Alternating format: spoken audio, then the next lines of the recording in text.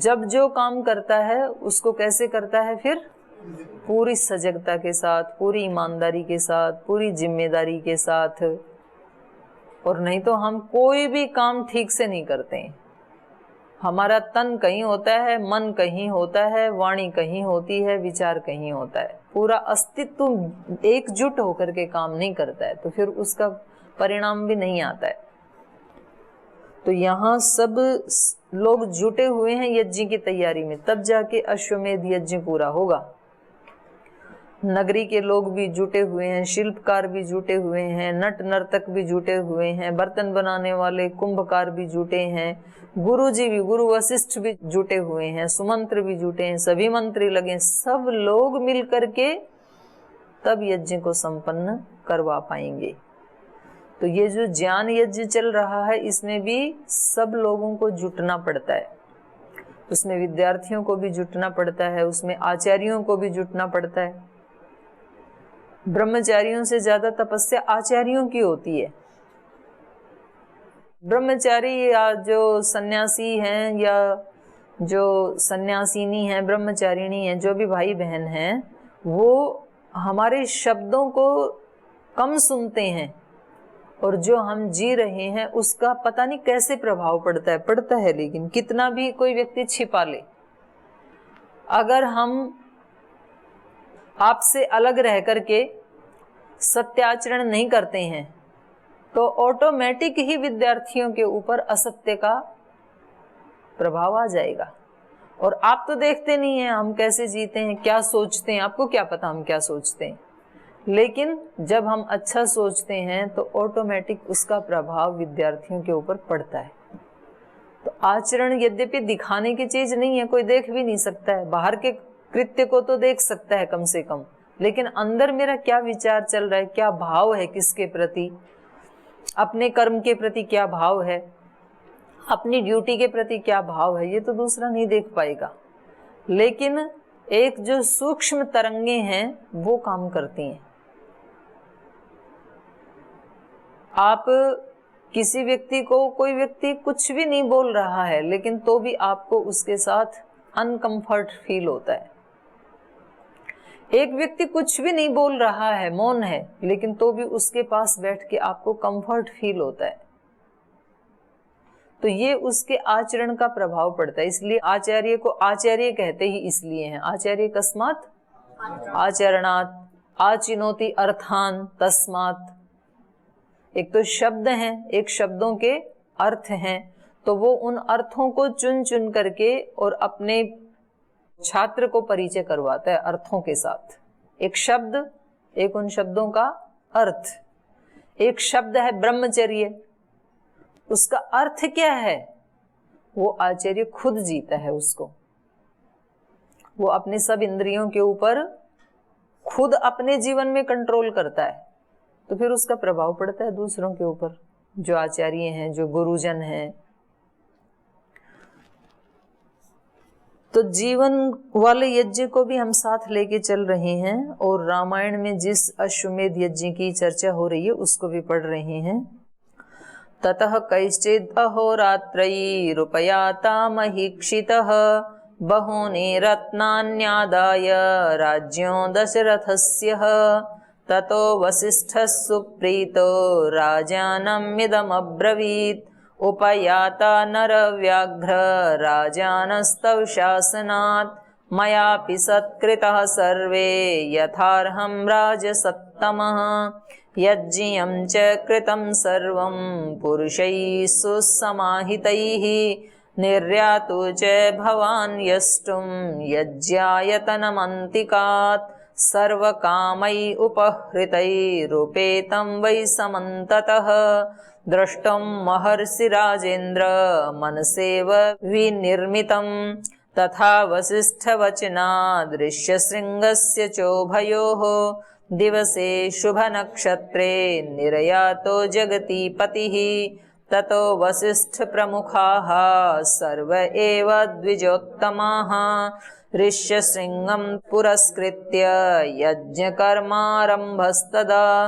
यज्ञवाटं गतः सर्वे यथा शास्त्रं यथा विधिः श्रीमांश्च सह पत्नीभिः राजा दीक्षाम् उपाविशत्। ततः तत्पश्चात मतलब जो वशिष्ठ ऋषि अपने कार्यकर्ताओं को आदेश दे रहे हैं कि भाई किसी को जो भी सुविधा दें आप, वो कैसे देना, श्रद्धा भक्ति पूर्वक देना, उपहास पूर्वक अवज्ञा पूर्वक मत देना। तो ये इस एक वाक्य को भी हम पकड़ लेना तो भी हमारा बहुत बड़ा कल्याण हो सकता है कि किसी को कोई भी चीज दी जा रही है तो वो अवज्ञा पूर्वक नहीं देना, अश्रद्धा पूर्वक नहीं देना, नहीं तो हमारा ही नुकसान हो जाएगा। तो इसके बाद ततः कैश्चित अहोरात्रई उपयाता, फिर उसके बाद कैश्चित कुछ दिन उपयाता आए और चले गए, क्योंकि सब तैयारियों में थोड़े दिन तो लगते ही है ना। अभी तो आदेश दिया था, अभी सब लोग लगे हुए हैं, बना रहे हैं, निमंत्रण भेजा गया है, तो कुछ लोग आ रहे हैं, तो ऐसे कुछ दिन बीत गए। ततः कैश्चित अहोरात्रई उपयाता महिक्षितः, उसके बाद ये जो महिक्षित है राजा दशरथ हैं, कुछ दिन बीत जाने के बाद, तैयारियों में जो समय लगा, उसके बाद बहुनी रत्नानि आदाय, बहुत सारे रत्नों को अपने साथ लेकर के, राज्य दशरथस्य, राजा दशरथ के यहाँ आए। तो ये भी एक नियम है कि राजा के पास, गुरु के पास और किसी मंदिर में, मतलब भगवान के पास, कभी भी खाली हाथ नहीं जाना चाहिए। नियम ही होता है। आप कभी गुरु के पास जाते हैं, कुछ भी नहीं है, आप एक फूल तोड़ के लेके जाओ, अपने हाथ में एक फूल दे दो, कम से कम एक फल दे दो, कोई एक तिनका उठा के दे दो, कुछ भी दे दो। तो महर्षि दयानंद के पास कुछ नहीं था तो क्या लेके आई, लौंग लेके आई कहीं से, क्योंकि गुरुजी लौंग इलायची खाते थे, तो उनके पास और कुछ बड़ी तो भेंट थी नहीं। और कुछ भी नहीं है तो फिर अपनी भावनाओं की भेंट साथ में लेके जाएं, अपनी श्रद्धा की, भक्ति की भेंट, लेकिन खाली हाथ नहीं जाना चाहिए, क्योंकि नियम क्या है, देही में ददामी ते, आप मुझे दो मैं तुम्हें दूंगा। ईश्वर का है ये मंत्र, वेद का मंत्र है ये। ईश्वर भी कहता है कि तुम मुझे दो मैं तुम्हें दूंगा। तो तुम मुझे क्या दो, क्या दे सकता है व्यक्ति? व्यक्ति अपनी भक्ति, श्रद्धा, प्रेम, करुणा, प्रार्थना, ये सब दे सकता है। तो आप पहले दें, उस पर विश्वास करें, फिर उधर से आपको प्रत्युत्तर मिलेगा। जो कभी प्रार्थना नहीं करता है, जो कभी भी कोई श्रद्धा, भक्ति, प्रेम का आचरण करता ही नहीं है, तो उसको तो नहीं मिल सकते हैं भगवान, कैसे मिल जाएंगे उनको? ठीक है, एक सामान्य रूप से उसके लिए धूप को तो नहीं रोकेंगे, हवा को नहीं रोकेंगे, सामान्य सुविधाएं मिलेंगी उसको, लेकिन ईश्वर का विशेष अनुग्रह, मोक्ष का आनंद उसको कभी नहीं मिलेगा, क्योंकि वो तो चाहता ही नहीं, वो दे ही नहीं रहा है कुछ भी। तो ये मतलब बिल्कुल ही व्यक्ति को पक्का तय कर लेना चाहिए कि कभी कोई ऐसा चमत्कार होने वाला नहीं है कि जी हम तो बस चल रहे हैं और कभी ना कभी अपने आप ही मिल जाएंगे भगवान जी। तो नहीं, जिसका लक्ष्य नहीं है उसको कैसे मिल जाएगा? एक्सीडेंटल थोड़े ना मिलता है, ऐसे मिल गया, कोई टकरा गया जाते जाते। तो पहले तो चाहना होता है व्यक्ति को कि मुझे क्या चाहिए जीवन में, और जितनी आपकी चाहत क्लियर होगी उतना आप लक्ष्य की तरफ बढ़ते ही चले जाएंगे, भले ही कछुए की चाल से चलें। जिसको लक्ष्य स्पष्ट नहीं है कि मुझे चाहिए क्या, बनना क्या है, सेवक किस फील्ड में करनी है मुझे, मेरा अपना जो व्यक्तित्व है, जो मेरे अंदर बीज है, वो कौन सा है और उनको कैसे विकसित करना है, और वो कहाँ विकसित होगा, कौन से एनवायरमेंट में, ऐसा यदि व्यक्ति को पता चल जाए तो फिर वो पहचान लेते हैं और वो विकसित हो जाते हैं। और कुछ को तो पता ही नहीं चलता है, बस कहीं भी गए एक रूटीन में, कभी वो हवा का झोंका है ना, इधर से आया तो वो इधर लेके चला गया, फिर उधर का झोंका आया वो उधर लेके चला गया, कुछ पल के लिए कोई झोंके नहीं थे तो बीच में खड़ा रह गया, बाकी यात्रा कहीं होती नहीं है। हमारा मन भूतकाल और भविष्यकाल में क्यों भटकता है मालूम है आपको? ज्यादातर भूतकाल और भविष्यकाल में जाता रहता है ना हमारा मन, तो क्यों जाता है? वर्तमान में जीने के लिए संघर्ष करना पड़ता है। तो कर लो संघर्ष। वर्तमान में जीने के लिए कोई संघर्ष नहीं करना पड़ता, बिल्कुल 100% गलत बात है ये। हमारा मन छोटे बच्चे जैसा होता है, और छोटे बच्चे को जिधर कोई सुंदर सा खिलौना दिखाई देता है ना, वो उधर भागता है, पता है? उसको जहां सुंदर खिलौना दिखेगा ना, इस साइड में सुंदर दिखेगा तो वो उधर ही भागेगा। उसको कितनी बार भी हटाओ वहां से, वहीं जाएगा। और भले ही उधर जाते हुए उसको कोई कांटा लग जाए, भले ही उसका हाथ अग्नि में जल जाए, उसको अग्नि सुंदर दिखती है, पीली पीली गोल्डन गोल्डन जलती हुई ऐसे, तो वहीं जाके उसको पकड़ना चाहता है वो। वहां कांटा भी लग सकता है, वहां खड्डे में भी गिर सकता है, उसको कीचड़ भी लग सकता है, उसका पैर भी फिसल सकता है, कुछ भी हो सकता है, लेकिन बच्चा जाता कौन सी दिशा में है? जहां उसको सुंदर खिलौने दिखते हैं। ऐसे हमारा मन पास्ट और फ्यूचर में इसलिए जाता है क्योंकि हमारा वर्तमान सुंदर नहीं है, आकर्षक नहीं है वर्तमान, आनंद देने वाला नहीं है वर्तमान, इसलिए उसको इधर या उधर जाना पड़ रहा है। अगर अपने वर्तमान को ही इतना सुंदर बना दें, इतना आकर्षक बना दें कि आनंद है इसी घड़ी, अपने इस पाठ को ही ऐसा बना दें आप कि पाठ नहीं पढ़ रहे, आनंद में डूब रहे हैं। रामायण क्या पढ़ रहे हैं? एक आनंद में डुबकी मार रहे हैं, तो मन जा ही नहीं सकता इधर उधर, बिल्कुल रामायण में रहेगा। और यहां सौंदर्य नहीं है वर्तमान में, इसलिए या तो पास्ट में जाते हैं या फ्यूचर में। और दुर्भाग्य ये है कि पास्ट कभी हाथ आता नहीं है, कितने भी जालो आप, बीता हुआ एक पल भी दोबारा हाथ नहीं आने वाला है। पास्ट हाथ में आता नहीं है, फ्यूचर का भी अस्तित्व ही नहीं है। फ्यूचर कभी नहीं आता, जब भी आएगा आज ही आएगा। हमेशा वर्तमान का ही अस्तित्व होता है। इसलिए अगर आपको फ्यूचर और पास्ट में जाने से बचना है तो अपने वर्तमान को इतना सुंदर, इतना आकर्षक और इतना बढ़िया बनाओ आप कि मन उधर इधर जाए ही नहीं। जिस दिन कोई फेस्टिवल होता है, कोई त्योहार होता है, तो मन कितना खुश रहता है, इधर उधर जाता ही नहीं है। जाता ही तब है क्योंकि अभी आप कुछ नया सृजन कर ही नहीं रहे हो, तो मन तो जाएगा ही। फिर कुछ तो नया चाहिए, इसको बोर हो जाता है ये पुराने वाले से। तो रोजाना नया श्लोक याद करो, रोजाना नए सूत्र याद करो, उसको नूतनता चाहिए। रोज अपने अंदर से जब आपने उपासना करना शुरू किया तो प्राण की शक्तियों को देखो, मन की शक्तियों को देखो, विचार की शक्तियों को देखो। आप अंदर जितना जितना जाते जाएंगे उतनी उतनी विराटता हमारे समक्ष अभिव्यक्त होती चली जाती है।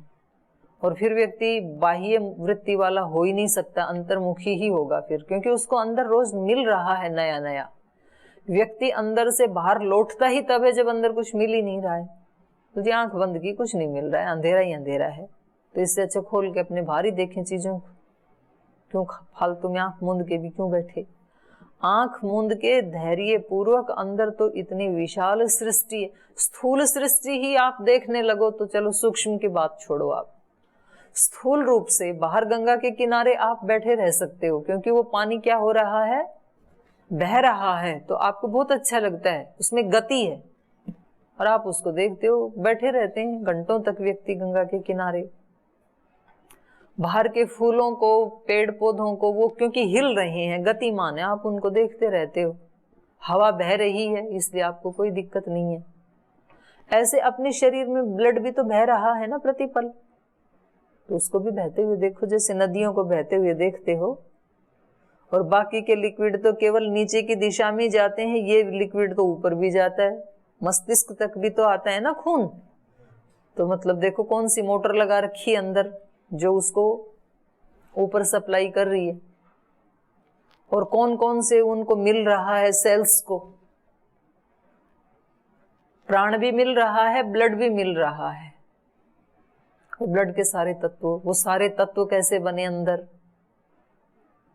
अपनी हड्डियों को देख लो, अपने ब्लड को देख लो, अपने हार्ट को देख लो, और उसकी साउंड भी चल रही है। बाहर से तो व्यक्ति ऐसे बैठा है शांत आंख बंद करके, लेकिन अंदर शांति नहीं है, अंदर तो बड़ा शोर शराबा है, लेकिन ये कान अंदर वाली साउंड को सुन नहीं पाते हैं। तो इसलिए फिर अंदर का जानना होता है ना, तो फिर अल्ट्रासाउंड का सहारा लेते हैं। वो सुन पाती है, हृदय की साउंड को भी सुन पाती है वो किडनी की भी, लीवर की भी, सारे फंक्शन को वो देख पाती है, सूक्ष्म को हम नहीं देख पाते हैं। तो कुछ शक्तियां ऐसी अदृश्य होती हैं जिनको हम फील नहीं कर सकते। जैसे कल परसों बात चल रही थी ना गंध के बारे में, हमारी ग्रहण शक्ति की एक सीमा है, वहां तक सूंघ सकती है, उसके बाद नहीं सूंघ सकती। लेकिन कुत्ता सूंघ सकता है, वो बता देगा कि यहाँ बम रखा है। व्यक्ति इसलिए रखते हैं कुत्ते को साथ। हमारी आंख एक सीमा तक देख सकती है, उसके बाद हमें दिखाई नहीं देगा। लेकिन गिद्ध की आंख हजारों किलोमीटर देख सकती है, इसलिए ऊपर आकाश में उड़ते हैं वो, नीचे कोई पक्षी कोई पशु मर जाए तो उसको खाने के लिए नीचे आ जाते हैं, क्योंकि उनको दिखाई देता है कि वहां मांस उपलब्ध है। तो उनकी दृष्टि की सीमा हमारी वाली दृष्टि से ज्यादा है। कुछ साउंड जो सूक्ष्म साउंड होती है ना, उसको हम नहीं सुन पाते हैं। मोर, कुत्ता ये सुन लेते हैं। जैसे कोई तूफान आने वाला है, कोई बारिश आने वाली है, कभी ग्रहण लगने वाला है, तो वो जो एक सूक्ष्म साउंड है जो सारे इस भूमंडल के ऊपर व्याप्त हो जाती है, उसको मोर सुन पाते हैं। इसलिए मोर चिल्लाने लगते हैं, कुत्ते भौंकने लगते हैं। ऐसे थोड़े भौंकते हैं, उनको फीलिंग होती है, हमें फीलिंग नहीं होती है। लेकिन यदि कोई व्यक्ति योग के द्वारा अपनी इंद्रियों को इतना सूक्ष्म कर ले तो उस व्यक्ति को भी पता लगने लगता है फिर, और उसी को बोलते हैं त्रिकाल दृष्टा। उसको एहसास हो जाता है, फिर थोड़ी सी साधना से ही हो जाता है। तो हम अंदर वाले अपना जो सिस्टम काम कर रहा है, कम से कम उसी को ही देखने लग जाएं, तो मन को एक नया सब्जेक्ट मिल गया ना, फिर मन नहीं भागेगा, ना फ्यूचर में जाएगा ना पास्ट में जाएगा। आप माइंड को देखने लगे तो 1 घंटा तो माइंड को देखने में ही बीत जाएगा। उसके नीचे फिर उतरो, फिर आंखों को देखो, फिर नाक को देखो, फिर कान को देखो, अंदर की इनकी रचना, इनकी कार्यशैली, इनकी शक्तियां, कैसे ये सारे संस्कार बनाती हैं ज्ञानेंद्रियां, कैसे आगे लेके जाती हैं। कितना लंबा चौड़ा पूरा ब्रह्मांड लिए घूम रहे हैं हम, लेकिन हैं कैसे हम? सोए हुए। इसलिए सब महापुरुष हमें कहते हैं उत्तिष्ठत जागृत है, यही उठाना और यही जागृत करना है। तो पाठ पढ़ना सबका अलग अलग, यज्ञ करना सबका अलग अलग, व्यायाम प्राणायाम करना सबका अलग अलग, सब अलग अलग कमाई कर रहे हैं अपनी रोजाना। और आपके पास इतना अनंत है कि आप दोनों हाथों से उसको बटोर के लूट सकते हैं। इतना हमारे सामने है, हर व्यक्ति के सामने पूरा ब्रह्मांड हमारे सामने, उससे कितना भी ले सकते हैं हम। तो कुछ तो ले लेते हैं, कुछ तो नहीं ले पाते हैं। तो जो ले लेते हैं वो महापुरुष बन जाते हैं, जो नहीं ले पाते हैं वो बेचारे अपनी ही शक्तियों का सदुपयोग नहीं कर पाते हैं, वो दरिद्र नारायण रह जाते हैं फिर। तो उनको फिर स्ट्रेस, तनाव, ये सब उनको इसलिए होता है कि क्योंकि वो यूज नहीं कर पा रहे अपनी शक्तियों। हैं उनके पास, लेकिन कोई या तो उनको ऐसा बताने वाला मिल जाए तो शायद उनका ध्यान चला जाए। तो इसलिए हमारे यहाँ गुरु की भी बड़ी महिमा है वैदिक परंपरा में। हनुमान जी जैसे विद्वान व्यक्ति भी तो अपनी शक्तियों को भूल गए थे। समुद्र के किनारे जाकर के बोले अभी प्रायोपवेशन करूंगा, अभी तो चिता जला के मरूंगा मैं, क्योंकि सीता माता की खोज तो हुई नहीं और खाली हाथ जाना अपने स्वामी के पास ये मुझे मंजूर नहीं है। तो फिर उनको याद दिलाया। तो गुरुजन क्या करते हैं? गुरुजन हमें हमारी शक्तियों को याद दिला देते हैं कि आप एक आत्मा हैं और आपके अंदर ये शक्तियां हैं, उनको यूज करो, उनको जंग मत लगने दो, उनको सक्रिय रखो, एक्टिवेट रखो।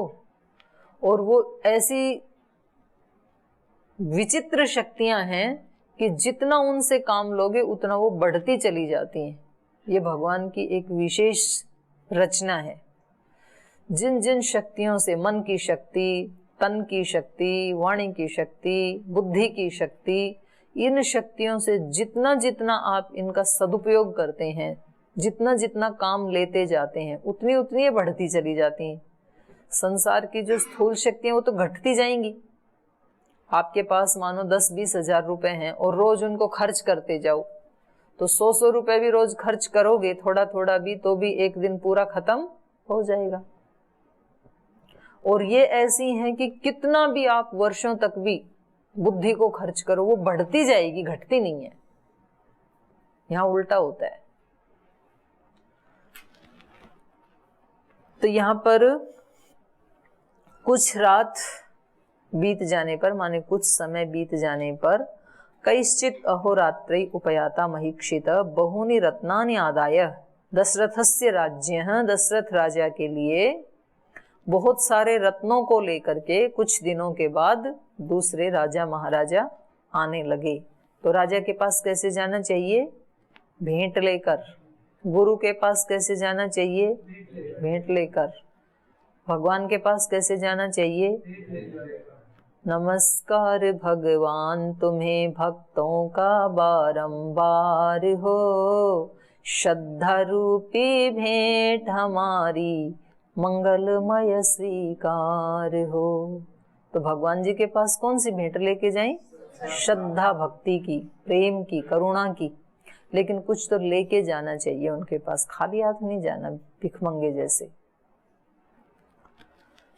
ततः वसिष्ठ सुप्रीतो राजानम इदम अब्रवीत उपयाता नरव्याघ्रः राजानः तव शासनात्। तो जब आने लगे अतिथि तब ततः वसिष्ठः, तो जो वशिष्ठ ऋषि हैं वो सुप्रीतः, उनको बड़ी प्रसन्नता हुई और सुप्रीतः राजानम इदम अब्रवीत, प्रीति के साथ राजा दशरथ से उन्होंने ऐसे कहा, नरव्याघ्रः राजानः उपयाता तव शासनात्। तव शासनात् आपके शासन से, माने आपके आज्ञा के अनुसार, आपके निर्देश के अनुसार कुछ राजा उपयाता आ गए हैं। मया अपि सर्वे सत्कृताः, और मैंने उन सब का सत्कार किया, मेरे द्वारा वो सत्कृत हो चुके हैं। क्योंकि ड्यूटी लगाई जाती है ना भाई, आपको अतिथियों का सम्मान करना है, तो जिनकी ड्यूटी लगती है वो फूल मालाएं लेके खड़े होते हैं, कुछ तिलक लगाने के लिए खड़े होते हैं, कुछ स्वस्ति वाचन के मंत्र बोलने के लिए खड़े होते हैं। तो ये सारी व्यवस्थाएं कर दी जाती हैं, कौन क्या काम करेगा। तो ऐसे वशिष्ठ जी ने उनका सत्कार करने के लिए कुछ अपने सहयोगियों को अपने साथ लगाया हुआ था, और वो स्वयं भी उस सत्कार की प्रक्रिया में आगे थे। तो आने वालों का, कोई परिवार का कोई वरिष्ठ व्यक्ति आदर सत्कार करता है तो फिर आने वाले को अच्छा लगता है और फिर वो हमें आशीष देते हैं। तो कभी भी ऐसे नहीं करना चाहिए कि कोई घर में आ रहा है तो अपने नौकर को भेज दिया, चलो उनको ले आओ आप रेलवे स्टेशन से, एयरपोर्ट से, खुद घर में ही रहे। और फिर अगर किसी कारणवश घर में रहे भी तो जब वो घर आए तो कम से कम दहलीज तक तो आ ही जाना चाहिए ना उनके स्वागत के लिए। और पता लगा इतना बड़ा कोई अतिथि है, नौकर लेने के लिए गया एयरपोर्ट पे या रेलवे स्टेशन पे, वो उनको लाया और फिर ये रसोई में है और उसको नौकर को बोल दिया इनको उधर बिठा लेना ड्राइंग रूम में, तो कैसा लगेगा आने वाले को? ये तो कुछ भाव ही नहीं दे रहे हैं हमें, उसको अच्छा नहीं लगता है, उसको लगता है कि ये मेरे को भारत स्वरूप समझ रहे हैं। तो उसी समय फिर उसके अंदर से नेगेटिव भावनाएं निकलनी शुरू हो जाती हैं जो हमारे लिए घातक हैं। और जैसे ही हम उनको आदर सत्कार पूर्वक उनका स्वागत करते हैं तो वैसे ही उधर से पॉजिटिव हार्मोन्स, पॉजिटिव वाइब्रेशंस शुरू हो जाते हैं, वो फिर हमारे पास आने लगती हैं। तो इसलिए यहाँ कौन सत्कार कर रहे हैं? कुल गुरु महर्षि वशिष्ठ। और वो राजा को बता रहे हैं सर्वे मया अपि सत्कृताः, आपके शासन से आ गए हैं और उन सब का मेरे द्वारा सत्कार किया गया, यथार्हम, यथा योग्य, जैसी जिसकी क्वालिटी जैसी जिसकी योग्यता उसका वैसा ही सत्कार। तो यथा योग्य व्यवहार, ये रामायण भी यही शिक्षा दे रही है हमें। महाराज जी तो रोज बताते हैं यथा योग्य व्यवहार, महर्षि दयानंद ने भी यही बताया यथा योग्य व्यवहार। तो इसलिए मयापि सत्कृता सर्वे यथार्हम राजसत्तमा, हे राजाओं में श्रेष्ठ, राजसत्तम नृपश्रेष्ठ, अतिथि आने शुरू हो गए हैं और उनका सत्कार किया जा रहा है और स्वयं मैंने भी उनका सत्कार किया है जैसे कि आपकी आज्ञा थी। यज्ञं च कृतं सर्वं पुरुषैः सुसमाहितैः निर्यातु च भवान् यष्टुं यज्ञ आयतनम अंतिकात्। और यज्ञं च कृतं सर्वम, यज्ञ से संबंधित जो तैयारियां करनी थी, जो जो कार्य करने थे वो भी सब किए जा चुके हैं। पुरुषैः सुसमाहितैः, जो हमारे राजपुरुष थे उनके द्वारा, सुसमाहितैः, सुसमाहित होकर, एकाग्र चित्त होकर के, बड़ी जिम्मेदारी के साथ की हैं तैयारियां। ऐसे नहीं कि उल्टा सीधा कर दिया काम को, हो गया जी सफाई भी करनी है तो नहीं। कैसे किया उन्होंने? सुसमाहितई, चित्त को समाहित करके। चित्त को समाहित हम कब करते हैं? ध्यान के समय करते हैं कि अब हम प्रत्याहार का पालन करते हैं, अब अपने विचारों को इधर उधर नहीं जाने देंगे, अब हम बैठ कर रोकते हैं विचारों को। तब रुकते नहीं है। क्यों नहीं रुकते हैं? क्योंकि बाकी 23 घंटे तो हमने खुली छूट दे रखी थी। तो ये क्या बता रहे हैं कि आपको कोई स्थूल काम भी करना है, कोई यज्ञशाला बनानी है, कोई खड्डा खोदना है, उसको कैसे करना है? सुसमाहित चित्त होकर के। अभी कक्षा से बाहर भी जाएंगे तो कैसे जाएंगे? सुसमाहित चित्त से। जब कक्षा में बैठ के पाठ पढ़ रहे हैं तो कैसे पढ़ना है? समाहित चित्त से। जब खाना खाओगे तो कैसे खाना है? समाहित चित्त से। और फिर शाम को ध्यान में बैठोगे तो वो समाहित चित्त वहां काम करेगा फिर। तो ये इनके जो कार्यकर्ता हैं वो कैसे काम कर रहे हैं यज्ञ का? सुसमाहितैहि पुरुषैहि, समाहित चित्त होकर के इन लोगों ने कार्य किए हैं। तो काम निश्चित रूप से क्या होगा? सुंदर ही होगा, परफेक्ट ही होगा। इसलिए निर्यातु च भवान यष्टुम, तो अब आप यजन करने के लिए आ जाइए। निर्यातु, आ जाएं, यष्टुम, यजन करने के लिए। यज्ञ आयतनम अंतिकात, यज्ञ का जो आयतन है माने जो यज्ञ वेदी है वहां आ जाओ, अपने अंदर से निकल के, राजभवन से निकल के आप यज्ञशाला में आ जाओ। सब तैयारियां हो चुकी हैं। तो ये बाकी के जो 3 श्लोक बचे हैं इनको फिर कल पढ़ेंगे। आज यहीं विराम देते हैं।